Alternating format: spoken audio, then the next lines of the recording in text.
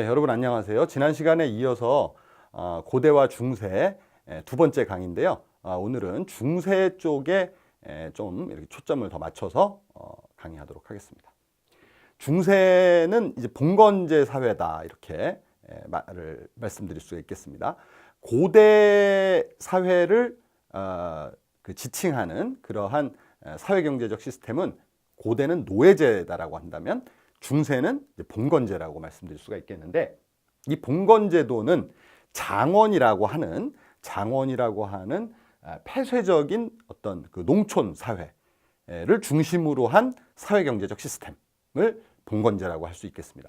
봉건제도는 기본적으로 이런 그 계층 구조를 가지고 있는데요. 계층 구조. 이 계층 구조에서 이제 정점에서는 그 왕이 있고요. 그 다음에 제후와 기사가 있고 그 밑에 농노가 있는 이러한 그 관계, 이 피라미드적인 어떤 그 하이어라키가 있고요. 이 하이어라키 속에서 계층이, 이 상위 계층과 하위 계층 간에는 주종 관계가 형성이 되어 있는 그러한 구조를 가지고 있습니다.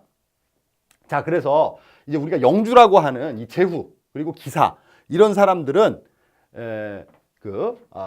이 왕으로부터 어떤 그 봉토를 받고 또 이 봉토를 또 그 다음 아래쪽 계급에게 또 주고, 이렇게 해서 이 봉토를 받는 대신에 각종 의무와 봉사, 즉 자기에게 이 봉토를 준 그 주인을 위해서 봉사하는 그런 의무를 이제 지니게 됐다는 것이죠. 자, 그래서 이 농노 같은 경우 이 가장 이 피라미드 구조, 이 봉건 제도의 하이어라키에서 맨 아래쪽에 있는 이 농노들 같은 경우는 이 제후들이나 이 기사에 의해서 종속된 신분일 수밖에 없었고, 결국 최종적으로 생산을 담당했던 이 계급이 바로 이 농노 계급이 되겠습니다. 그래서 이 농노들은 여기서 그 장원이라고 하는 그러한 어떤 토지를 중심으로 한 이러한 경제 시스템에서 이 토지에 예속이 돼가지고, 그 토지를 예속됐다는 얘기는 그 토지를 벗어날 수 없다는 얘기예요. 그래서 거기서 계속 생산을 담당할 수밖에 없었던 그런 이제 신분이 되는 것이고, 그 생산한 일부는 자기가 속해 있는 그 기사라든지 영주에게 바치고요. 그 나머지를 이제 자신이 소비하는 그런 형태의 사회 구조를 가지게 됐다는 것입니다. 자, 그래서 여기서 이제 이 그 영주, 봉토를 가지고 있는 소유하고 있는 영주는 그 토지에 있는 그 생산 수단을 이제 독점하게 돼서 여기서 만든 생산물은 다 이렇게 영주에게 귀속이 되게 되는 그런 시스템을 갖고 있는 것이죠. 그리고 이제 이 농노는 그 중에 일부 자신들의 생계를 유지할 정도의 그 생산물만 가지고 본인 삶을 유지하게 되는 겁니다. 나머지는 다 영주에게 바치는 그런 시스템이죠. 그다음에 이제 중세는 그 교회의 힘이 굉장히 강했던 시기인데, 이때 그 카톨릭 교회는 가장 토지를 많이 보유한 그런 소유주, 이거 말하자면 영주의 역할을 당시 했고요. 그러한 그 농촌 사회의 이런 봉건적인 시스템을 유지하는 또 이데올로기로서 기독교가 기능을 하게 되는 것입니다. 자, 그런데 중세 후반이 들면 지대에 급납화가 이루어졌다. 이 급납화라는 것은 뭐냐면, 농노들이 생산한 생산물을 바치는 것이 아니고 이 생산물을 장에다 내다 파는 거예요. 그래서 내다 팔면 돈을 벌겠죠. 그래서 그 돈을 영주에게 바치면 되는. 예전에는 생산물을 바쳤는데 이제 돈을 바쳐도 되는 급납화가 이루어지기 때문에 이 농노도 어떻게 됩니까? 자기들이 생산한 생산물을 처분하고 그것을 다른 것들과 교환할 수 있는 이런 자유를 어느 정도 얻게 됐는데, 그것이 바로 농민들에게 주어지는 인센티브의 역할을 했다는 것입니다. 왜 이런 제도를 했을까요?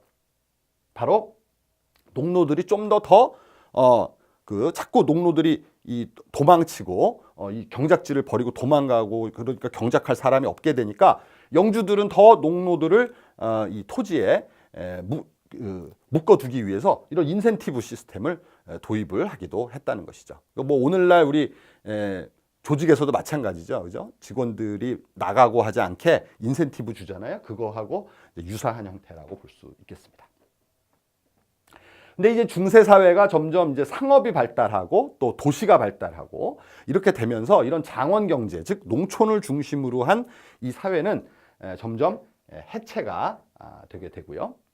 특히 이제 14세기 흑사병이 창궐하면서 노동력이 부족해지고 토지의 가치가 하락하면서 토지를 가지고 있는 토지 영주들의 어떤 재산 가치가 그만큼 이제 하락을 하게 되고 오히려 도시를 중심으로 한 상인들과 수공업자들의 어떤 그 경제적 능력이 더욱더 지위가 높아지는 그러한 현상을 우리가 볼 수가 있겠습니다. 중세의 가장 정신적인 이데올로기라고 한다면 기독교인데요. 이 기독교는 사실은 반부자지. 사실 아까 앞에서는 기독교가 어떤 영주의 역할을 했다고 하지만 기독교는 각 개인이 부자가 되는 것에 대해서는 상당히 그 거부감을 갖고 있었습니다. 그래서 이 반부자 정서라고 하는데 성경책에 보면은 이제 부자가 천국 가는 것은 낙타가 바늘구멍 가기 보다 더 어렵다. 또는 부를 쫓는 자는 유혹에 빠지기 쉽다. 이렇게 해가지고 부자에 대해서 좀 배척하는 그러한 교리를 가지고 있었어요. 그래서 고리대금업은 금지됐고 상업을 천시하는 그러한, 즉 이것은 결국 농촌 경제의 유지 이데올로기가 됐다는 겁니다. 결국은 이 반부자 정서라는 것이, 왜냐하면 그렇게 돈을 쫓는 어떤 상인들을 굉장히 나쁜 사람, 또 그 돈을 가지고 그 이자를 받는 이런 사람들을 나쁜 사람으로 표현함으로써 농촌의 경제 질서를 유지할 수 있었다는 것이죠. 자, 그래서 뭐 이러한 반부자 정서는 뭐 로마에서도 이미 있었던 그런 로마의 정치인 키케로는 상인들이 돈을 벌기 위해서는 결국 거짓말 치는 일밖에 없다. 그러니까 상인들은 도덕적으로 나쁜 사람들이다. 뭐 이렇게 이제 이야기를 했고요. 그 기독교는 이런 그 봉건적인 이 반부자적인 이데올로기를 가졌던 것은 이 봉건적인 질서 유지, 이것을 위해서의 위하는 그런 목적이 컸다고 말씀드릴 수가 있겠습니다. 자, 이렇게 그 기독교 교리 자체는 반부자적인 정서를 갖고 있었지만은 앞에서도 말씀드렸던 것처럼 기독교 그 교회가 사실은 가장 규모가 큰 그런 영주의 역할을 했을 정도로 교회는 재산을 많이 이제 축적을 하고 있었는데요. 그 중세에 들어서 6세기에 들어서 베네딕투스가 이제 수도원 그 교회 거기서 그 어떤 성직자들이 기도하고 거기서 수련을 하는 그런 곳이 이제 수도원인데, 이 수도원에 여러 그 성직자들이 모여 있는데 이 성직자들에게 어떤 공동체적인 질서와 규율, 그 다음에 그 계급 구조와 명령 체계를 수립하면서 이 수도원 자체가 하나의 완결적인 어떤 조직으로 만들어졌다는 것입니다. 네, 그러면서 이 각각의 수도원은 자급자족 형태로 운영이 되게 되는데, 이 수도원이 결국 그 교회 땅이 많기 때문에 이 그 땅들을 이용해서 그 땅에서 실제로 자신들이 생산을 하고 그 수도원을 유지하는 그러한 역할을 담당하면서 그 수도원 밑에 있는 소작인들 그리고 잉여 생산물을 수도사들이 책임하에 관리를 했다는 겁니다.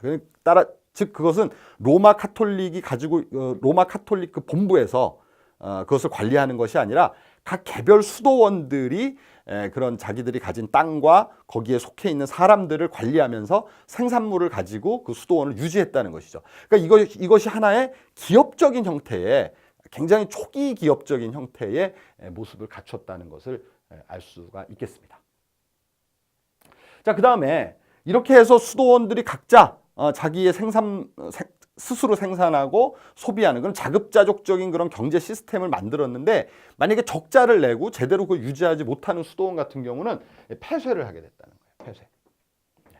그래서 오늘날 이것이 우리 적자 나는 사업은 퇴출시키는 것과 비슷한 그런 형태로 이 수도원들이 유지가 돼서 이 중세 수도원의 그런 어떤 운영 원리가 오늘날의 기업의 운영 원리랑 상당히 유사한 그러한 운영 원리를 가지고 있었다. 그래서 이것을 최초의 대기업이다. 이렇게 부르는 사람들도 있다라는 것이죠. 자, 이제 다시 거시 역사 쪽으로 넘어가게 되면은 이제 그 중세에 들어서면서 어떤 해상을 통한 교역 그리고 동서 간의 교역이 굉장히 활발하게 이제 전개가 돼 나가는데요. 어떤 계기가 되는 것은 이제 서로마 제국의 분열 이후에 노르웨이, 스웨덴, 덴마크와 같은 곳에서 살던 게르만족이 이제 유럽 쪽에 이제 침입을 하게 됩니다. 그래서 이 게르만족이 이제 이 게르만족은 이제 노르만족이라고 우리가 불리는데 바이킹 아시죠? 바이킹? 예, 그것을 노르만족이라고 하는데 이들은 굉장히 발달된 조선업, 조선 기술이 발달했고 그리고 항해 기술이 발달해 있었어요. 그래서 발트해라든지 북해, 유럽 북쪽에 있는 바다를 중심으로 해가지고 교역을 발전시켰는데 이 지역에서 뭐 지금도 굉장히 해산물이 풍부하게 나는 곳이잖아요. 그래서 해산물, 모피, 곡물 등을 이런 항해 기술을 이용해서 교역을 확장시키는데 역할을 했다는 것이고 이들이 굉장히 그러니까 바이킹은 뭐 바다에서는 거의 뭐 천하무적이잖아요. 그러니까 이들이 결국 해상에서의 힘을 이용해 가지고 십자군 전쟁이 벌어졌을 때 이제 교황이 이들로 하여금 이들을 이용해서 십자군들이 이제 동쪽으로 갈 때에 해상 안전을 보호해달라. 이슬람 해군들하고 이제 싸울 때에 해상 안전을 도모해달라는 요청을 하고 시칠리아 왕국이라는 노르만족의 나라를 건설하는 것을 이제 용인하는 뭐 그런 역사도 우리가 알 수가 있습니다. 그래서 이렇게 노르만족들은 발달된 조선 기술과 해운 기술을 이용해서 이 상업과 해운 비즈니스를 발달시키게 되는데 이들이 결국 나중에 노브고로드 왕국이라든지 또 노르만 왕국의 건설을 통해서 유럽의 주요한 국가들 러시아 또 영국 이게 모태가 되기도 합니다. 그래서 그 당시에 이제 오늘날 유럽을 형성시킨 굉장히 아주 또 북부 쪽에 하나의 큰 세력을 형성했던 그런 민족이 되겠습니다. 자, 그다음에 이제 동서교역 쪽에서는 이제 유목민족의 활약이 눈부시게 벌어졌던 시기가 또 바로 이 시기예요. 그래서 이 유목민족은 한 군데에 정착하지 않고 계속해서 외부로 뻗어나가는 그러한 속성을 갖고 있다 그랬잖아요. 그래서 이들은 계속해서 정복을 하는 그런 속성을 가지고 있어요. 계속 팽창을 해 나가기 때문에 유목민족 같은 경우는.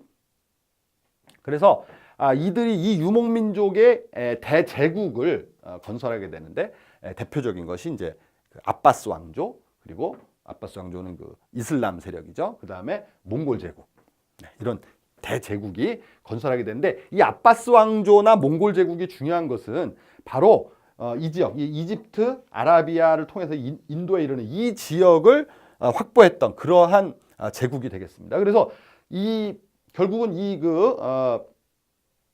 제국 건설로 인해서 이 동쪽과 서쪽이 서로 이렇게 연결이 될 수 있는 그런 교역을 촉진시키는 그러한 역할을 했다는 것이죠. 이 대제국 유목민들에 의한 대제국이.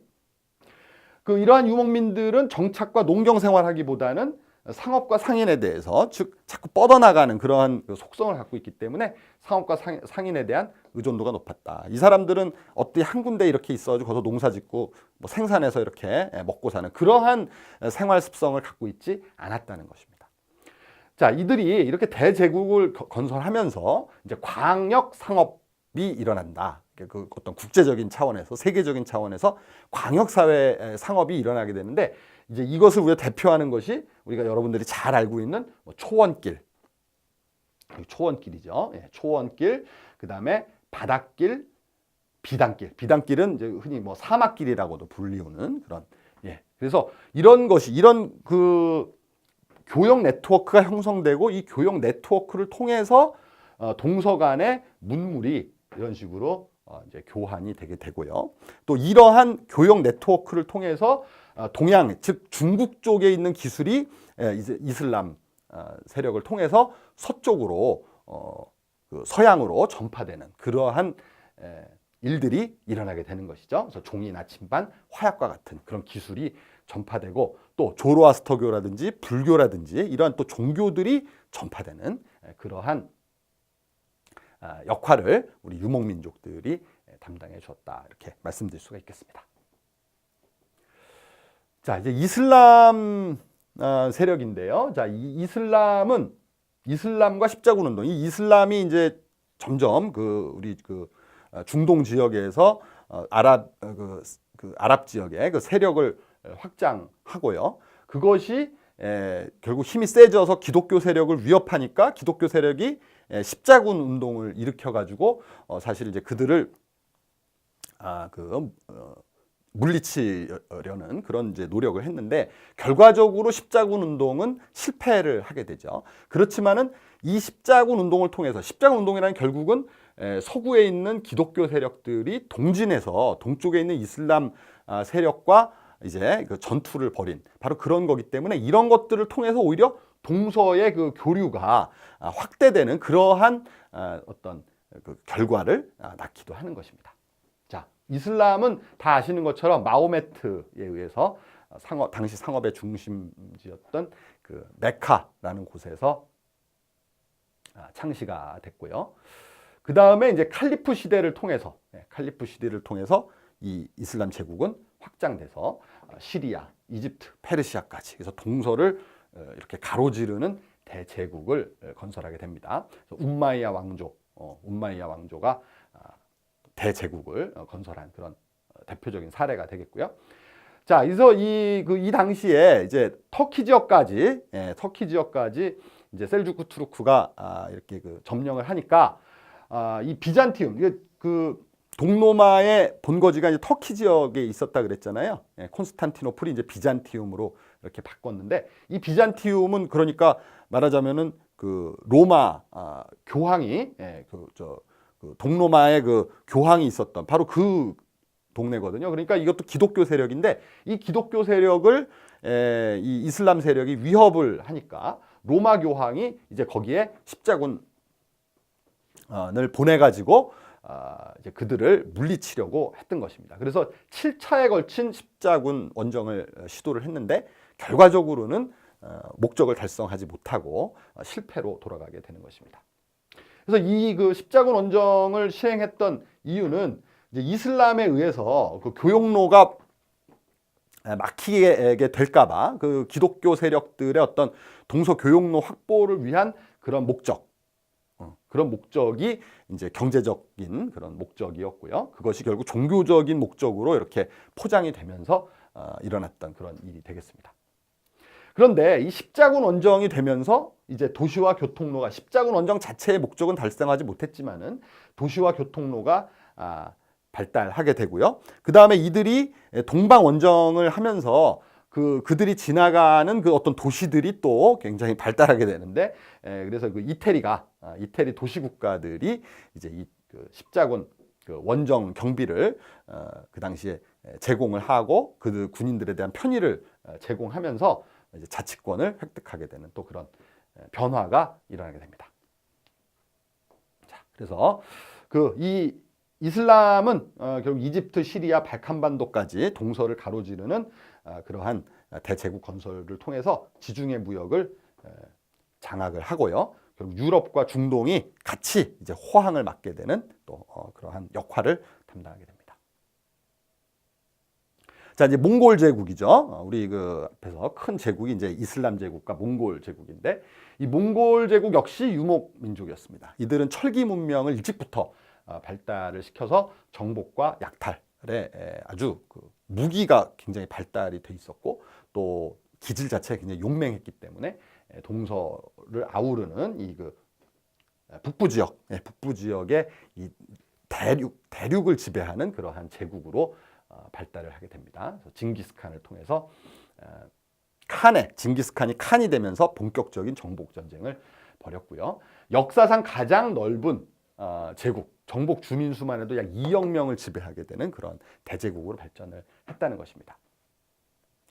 그렇지만 이 그 몽골 제국은 예전에 그 로마 제국을 성공적으로 지배할 수 있었던 것처럼 포용 정책을 펴서 자치권을 부여하고 여러 민족들을 포용했고요. 그리고 이들은 글로벌 무역 네트워크, 즉 초원길과 실크로드를 서로 연결시키면서 무역 네트워크를 정복을 했고, 오히려 이들이 제국이 그 지역, 어떤 동서 교역로를 지배하면서 오히려 상인들의 안전은 더 보호가 됐다는 것이죠. 네, 그렇기 때문에 굉장히 그 상업 발전에 기여했던 그런 민족이라고 말씀드릴 수가 있겠습니다. 자, 이제 다시 유럽 쪽으로 한번 넘어가 보겠습니다. 자, 유럽에 있는 그 도시.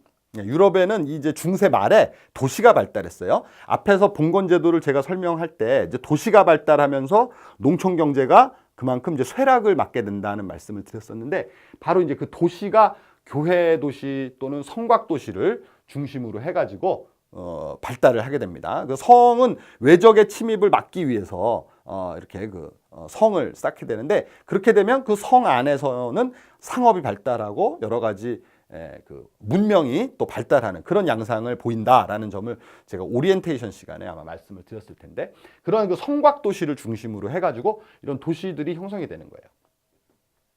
자, 그래서 이 도시 내에서는 굉장히 자유로운 상업 활동이 일어나고요. 그러다 보니까 이제 근대적인 정신을 갖는 상업 부르주아들의 하나의 그 계층이 형성되게 되는 것입니다. 그래서 이들은 농업 사회의 그 폐쇄적인 것들보다는 좀 더 상업의 어떤 자유로운 정신을 지향했던 그런 사람들이 되겠습니다. 그래서 이 사람들은 자유로운 상업 활동을 원했어요. 그래서 우리 그 비즈니스맨들은 기본적으로 자유를 좋아해요. 그래서 이 그 상인과 수공업자들은 자유로운 상업 활동을 원했고요. 그래서 그렇기 위해서는 어떤 그 국왕이라든지 이런 어떤 중앙의 그 통치를 받기보다는 자치권을 원했습니다. 네, 그래서 그 자기 도시의 자치권을 확보를 위해서 노력을 했고요. 그 말은 결국 도시의 공기는 사람을 자유롭게 한다. 그래서 도시는 자유를 추구하고 자치를 추구하는 그러한 하나의 경제 단위로 이렇게 발전을 하게 되는 것입니다. 자, 이제 이 그 교역, 도시들이 이제 점점 커지고, 이 도시 간의 교역이 발달하면서 도시 내외적으로 그 조합, 즉 길드가 결성이 되는데, 이 길드는 이런 그 상인과 수공업자들의 공동 이익을 보호하기 위해서 이제 주로 그 어떤 정치적인 그런 힘, 그런 것에 의해서 그런 것으로부터 본인들의 이익을 보호하려는 그런 길드가 형성이 되게 됩니다. 그래서 길드는 이런 도제, 직인, 장인과 같은 그런 수직적 위계 조직을 놓고 발달시키고요. 자기들 그 수공업자나 상인들 내에서의 어떤 질서를 유지해 가면서 이 길드를 발달시키게 되는 것이죠.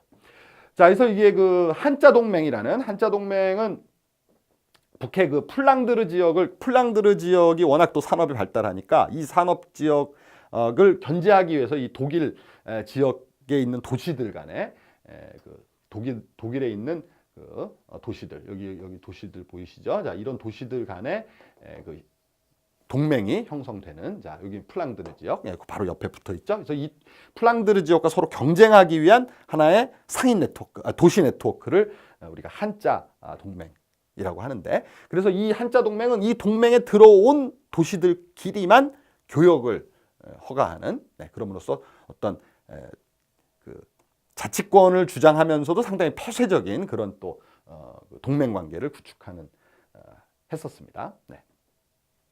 이러다 보니 이런 그 수공업자와 상공업자는 사실은 이런 자유로운 상업활동을 통해서 성장을 했는데 이런 한자동맹이라든지 이런 도시동맹 자체가 또 배타적이고 폐쇄적인 이익을 추구하는 그러한 어떤 형태로 변질이 되기 때문에 이러면서 도시동맹은 쇠퇴를 맞게 됩니다. 그래서 이게 상업이라는 것은 우리가 비즈니스라는 것은 계속해서 다른 개방성을 가지고 다른 도시들과 같이 협력하고 점점 그 어떤 교역의 파트너를 확장해 나갔을 때 어떤 축적이 이루어지고 그다음에 그 어떤 경제적인 부가 성장을 하는 것인데 이런 식으로 배타적인 이익을 추구하는 그런 집단은 항상 망하게 돼 있어요. 그게 바로 역사의 교훈이라고 볼 수가 있겠습니다. 자, 다음으로는 이제 백년전쟁이라는 사건을 한번 보겠습니다. 자, 백년전쟁은 1339년에서 1453년 영국과 프랑스 간에 이루어진 그런 전쟁인데 왜 제가 이 이제 백년전쟁 얘기를 꺼내냐면 이 백년전쟁을 통해서 백년전쟁의 결과가 결국 영국에 미친 영향을 제가 소개를 해드리겠고요. 그 결과에 의해서 결국 나중에 이제 18세기에 들어서 가지고 영국의 산업혁명이 일어나는 하나의 토대가 마련됐던 역사적 계기가 바로 백년전쟁이기 때문에 제가 말씀드리는 겁니다. 자, 이제 유럽에서의 아까 남북 경제권, 독일을 중심으로 한 그러한 그 도시 경제권에서 사실은 영국과 프랑스는 배제돼 있었어요. 그렇기 때문에 여기서 그 영국과 프랑스가 이제 서로 플랑드르라는 지역을 차지하기 위해서 아까 플랑드르가 독일 도시들이 견제를 했던 그런 지역이라고 했잖아요. 그 벨기에 지역인데 이제 그 지역을 확보하는 것이 굉장히 영국이나 프랑스로서는 그러한 계속해서 그 유럽의 어떤 주류 경제에 편입이 되기 위한 하나의 전략이라고 할 수가 있는데 그래서 이 플랑드르를 놓고 서로 전쟁을 벌였는데 그것이 백년전쟁이었어요. 백년전쟁. 자, 그 당시에 플랑드르 지역은 영국이 이제 하나의 네트워크를 구축하고 있던 그런 지역이었는데 여기에 그 플랑드르에는 어떤 기술이 있었어요. 영국에는 양이 있었고 양모가 있었고요. 플랑드르에는 기술과 사람이 있었습니다. 그래서 영국에서 플랑드르에 양모 수출을 해서 거기서 가공해가지고 이제 그것이 판매가 되는 그런 어떤 네트워크가 구축이 되어 있었는데 이것을 이제 프랑스가 차지하기 위해서 이제 서로 전쟁을 벌인 거죠. 뭐 여러분 잘 아시겠지만 백년전쟁 하면 떠오르는 사람이 있죠. 바로 누구죠? 잔다르크. 그죠? 잔다르크. 원래 이제 영국이 막 이제 거의 승리가 거의 확정적인 그런 상황에 몰렸지만은 프랑스를 구한 16살인가요? 그 어린 소녀 잔다르크가 나타나가지고 영국 영국군을 물리치고 결국은 이제 프랑스가 승리를 하게 되는데 참 재밌는 것은 전쟁은 프랑스가 이겼지만은 경제적 이익은 영국이 취하게 돼요. 그 이유는 뭐냐면은 이 전쟁이 나니까 플랑드르는 뭐가 있었다 그랬죠? 기술과 사람이 있었다 그랬죠? 이것들은 어디든지 움직일 수가 있는 거예요. 그래서 아예 이 전쟁이 나오니까 더 이상 이제 그 산업을 발전시킬 수 있는 그런 여건이 마련되지가 않으니까 아예 원료가 있는 영국으로 가버렸어요. 이 플랑드르 지역에 있었던 기술자들이라든지 가공 기술자들이죠. 또 어떤 직물 디자이너라든지 이런 사람들이 영국으로 이렇게 가가지고 오히려 모직물 제품이 영국에서 제조되고 거기서 가공까지 돼가지고 거기서 수출되는 원스톱 생산 공정이 구축이 돼가지고 영국이 오히려 이 백년 전쟁에선 패해가지고 플랑드르 지역은 놓쳤습니다만은 플랑드르 지역에 있었던 인적 자원들이 영국으로 넘어오면서 오히려 영국에서 더 양모 산업이 발달하게 되는 그런 계기가 되었다는 것이죠. 이렇게 모직물 산업이 발달하게 되면서 영국에서는 18세기에 산업혁명이 이제 일어나게 되는 그런 하나의 아주 중요한 계기가 되었다. 그래서 제가 이제 백년전쟁을 한번 언급을 한 거고요. 자, 이제 그 도시, 독일과 이태리 같은 국가들은 이제 도시가 발달하고 도시를 지배하는 도시 제후들의 상업 독점이 굉장히 집중도가 높아지는 그런 현상을 보였고요. 그 다음에 길드의 폐쇄성. 길드는 굉장히 폐쇄적인 그런 네트워크라고 말씀드렸는데, 길드의 폐쇄성 때문에 사실은 자유경쟁이 저조하고 능력 있는 경영자는 그 어떤 동맹에 들어있지 않으면 애초부터 배제되는 그러한 좀 부작용을 낳았다, 이렇게 말씀드릴 수가 있겠습니다. 자, 그래서 이 그 도시 제후들과 이런 상공업자들 간의 어떤 유착관계도 또 심화가 됐고요. 일부 상인 가문들은 이제 부를 독점하는 그런 경향을 보이고 있어요. 그래서 이렇게 일부 계층이 부를 독점하게 되니까 사실은 자본주의의 어떤 발달의 저변이 넓혀지지는 못했죠. 그래서 그렇기 때문에 그러한 어떤 그 상공업이 도시가 발달하고 상공업이 발달한 그 상황에서 그것이 어떤 폐쇄적인 자기들만의 어떤 네트워크 구축, 또 부의 독점 심화, 이런 것이 오히려 그 이후에 자본주의와 상업 발달을 저해하는 굉장히 좀 아이러니한 그런 결과를 낳게 되는 것입니다. 자, 이태리에서는 이제 메디치가가 있었어요. 이 메디치가. 자, 메디치가는 무역업과 은행업을 해가지고 부를 축적했고, 메디치가가 뭘로 유명한지 여러분 들어보셨어요? 그 르네상스를 후원했던 그러한 가문이 되겠습니다. 네, 그래서 상당히 이 메디치가의 그 어떤 기여로 인해서 르네상스의 그 화려한 문명이 발달하게 됐고요. 독일에는 이제 푸거가라고 있습니다. 푸거. 네. 푸거는 이제 직물업을 통해서 성장한 그런 가문이고요. 향료무역 등을 해서 사업을 다각화시켰고, 영국의 절대왕정을 지원했어요. 그래서 이 지금 그 사실은 상업자본이 오히려 그 상업자본의 자유를 억압하는 절대왕정을 지원해줬다는 것은 상당히 역사의 아이러니라고 이렇게 말씀드릴 수 있겠습니다. 그래서 이 당시에 독일과 이태리에서 발달했던 상업자본이 어떻게 보면 자본주의의 발달을 이끌어낸 것이 아니라 오히려 자기들만의 기득권을 유지하기 위해서 기존의 보수적이고 봉건적인 그런 세력들을 유지하는 데 오히려 더 애를 썼던 그런 하나의 부작용을 우리가 또 발견할 수도 있겠습니다. 자, 이상으로 저희가 그 고대와 중세에 있었던 좀 중요하고 좀 우리가 한번 살펴보아야 될 내용들 중심으로 간단하게 이제 정리를 했는데요. 이제 우리 역사는 이제 근대 사회를 향해서 이렇게 넘어가게 됩니다. 그래서 다음 시간부터는 이제 대항해 시대와 또 중상주의, 또 절대 왕정의 발달 속에서 우리가 기업의 맹아가 어떻게 등장했는가를 한번 또 살펴보도록 하겠습니다. 오늘 강의 들으시느라고 수고 많으셨습니다.